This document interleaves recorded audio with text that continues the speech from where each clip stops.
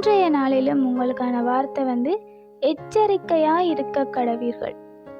1 கொரிந்தியர் 10:12 சொல்லுது, இப்படி இருக்க தன்னை நிற்கிறவன் என்று எண்ணுகிறவன் விழாதபடிக்கு எச்சரிக்கையாய் இருக்க கடவன். நாங்கள் எப்போ விழுவோம்டா, ஸ்ட்ராங்காக நிற்காத போதும் கவனையீனமாக நடக்கிற போதும் நாங்கள் விழுவோம். அதே போல் எங்களுடைய ஆவிக்குரிய வாழ்க்கையில் நாங்கள் ஸ்ட்ராங்காக நிற்கும்போது விழாதபடிக்கு எச்சரிக்கையாக இருக்க வேண்டும்னு இந்த வசனம் சொல்லுது.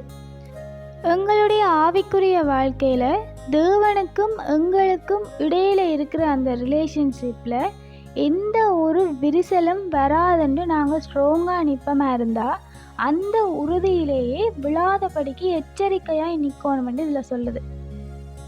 எங்களுடைய தனிப்பட்ட வாழ்க்கையில் இருக்கிற ஜெபங்கள், வேத வாசிப்பு காரியத்தில் நாங்கள் உறுதியாக இருந்து கொண்டிருக்கும்போது ஒரு சில காரியங்கள் எங்களுக்கு தடையாய் அமைந்து நாங்கள் அந்த உறுதியில் இருந்து கொஞ்சம் தளர்த்துகிறோமா இருந்தால் நாங்கள் விழுந்து போக ஆயத்தமாக இருக்கிறோம் என்று நினைத்து கொள்ள வேண்டும். அப்படி இருக்கும்போது நாங்கள் அந்த காரியத்திலிருந்து விழுந்து போகாதபடிக்கு எச்சரிக்கையாக இருக்கணும். வசனம் சொல்லுது, நீ ஆதியிலே கொண்டிருந்த அன்பை விட்டா என்று. அப்படி நாங்கள் தேவன் மேலே ஆதியில் கொண்டிருந்த அன்பை விட்டு விடாதபடிக்கு உறுதியாக இருக்க வேணும்.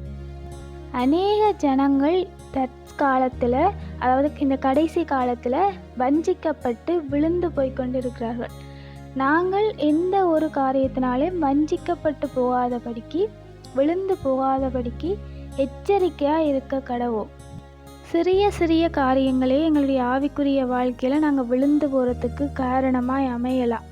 அப்படி சிறிய சிறிய காரணங்களை கூட நாங்கள் எங்களோட வாழ்க்கையில் தகர்த்தெறிந்து விட்டு எப்படியும் தேவனுக்குள்ள உறுதியாகவே இருக்க வேண்டும் என்ற ஒரு உறுதியை நாங்கள் எடுத்துக்கொண்டு விழுந்து போகாதபடிக்கு எச்சரிக்கையாக இருக்க கடவோம். Have a hopeful day.